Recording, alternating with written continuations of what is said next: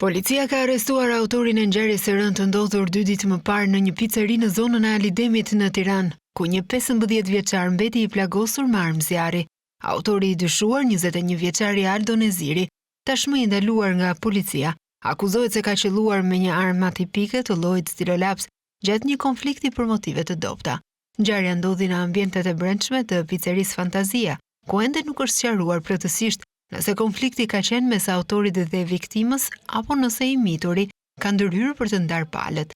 Vetë 21 vjeçari pretendon se plagosja ka ndodhur aksidentalisht, por hetimet paraprake hedhin dyshime mbi këtë version. Policia njofton se arma me të cilën është shkryer plagosja u gjet dhe u sekuestrua në rrugën Riza Çuka, në zonën e Laprakës, ku dyshohet se autori e kishte hedhur pas krimit. Përveç autorit të dyshuar, në pranga kanë përfunduar edhe 3 punonjës të picerisë.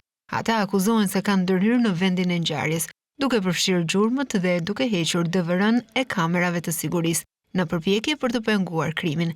Burime pranë policisë bëjnë me dije se uniformat blu janë njoftuar për ngjarjen vetëm pasi i plagosuri kishte mbërritur në spital. Ndërkohë vijon puna për identifikimin dhe arrestimin e administratorit të lokalit, i cili dyshohet se ka bashkëpunuar në fshehjen e ngjarjes.